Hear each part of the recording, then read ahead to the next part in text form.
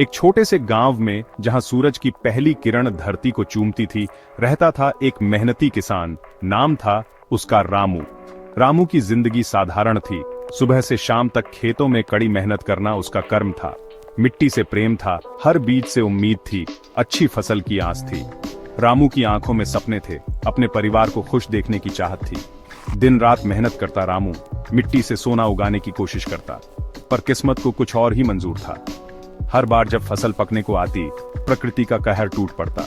कभी सूखा पड़ जाता, कभी बाढ़ आ जाती। रामू की मेहनत पर पानी फिर जाता। देखते देखते कई साल बीत गए। रामू की मेहनत बेकार जाती रही। निराशा उसके चेहरे पर साफ दिखने लगी थी। फिर भी उसने हार नहीं मानी। वो जानता था मेहनत का फल मीठा होता है, बस थोड़ा और संघर्ष करना होगा। एक बार फिर रामू ने पूरी लगन से खेती की। अच्छी बारिश हुई, फसल लहलहा उठी। रामू के चेहरे पर खुशी की लहर दौड़ गई। लेकिन नियति को कुछ और ही मंजूर था। एक भयानक तूफान आया और सारी फसल बर्बाद कर गया। रामू टूट गया। उसने भगवान से सवाल किया, प्रभु, ये क्या अन्याय है? इतनी मेहनत के बाद भी मुझे क्या मिला?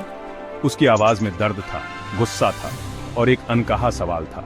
अचानक आकाश में बिजली चमकी और एक दिव्य आवाज गूंजी, हे किसान, तेरी व्यथा मैं समझता हूं। तुझे मौसम नियंत्रण की शक्ति देता हूं। अब तू खुद तय कर, कब बारिश होगी, कब धूप खिलेगी।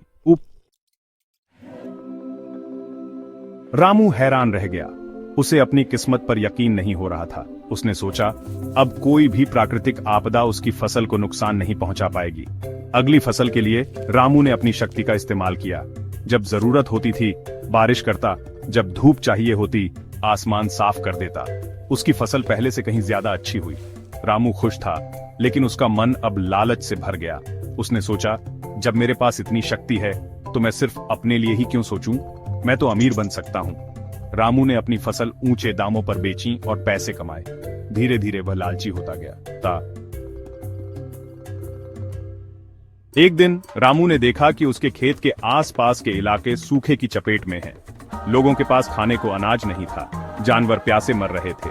लेकिन रामू को अब दूसरों की परवाह नहीं थी। वह सिर्फ अपने बारे में सोच रहा था। अचानक वही दिव्य आवाज फिर से गूंजी, हे किसान, तू भूल गया है कि संघर्ष ही जीवन का सत्य है। तूने अपनी शक्ति का उपयोग लालच के लिए किया, दूसरों की मदद के लिए नहीं। उस दिन रामू को अपनी गलती का एहसास हुआ। उसने समझा कि सच्ची खुशी दूसरों की सेवा करने में है, लालच में नहीं। उसने अपनी शक्ति का उपयोग करके सूखाग्रस्त इलाकों में बारिश करवाई और लोगों की मदद की। अंत में रामू ने भगवान से अपनी गलतियों की माफी मांगी और अपनी शक्ति लौटा दी। उसने सीखा था कि संघर्ष और सहानुभूति ही जीवन को सार्थक बनाते हैं।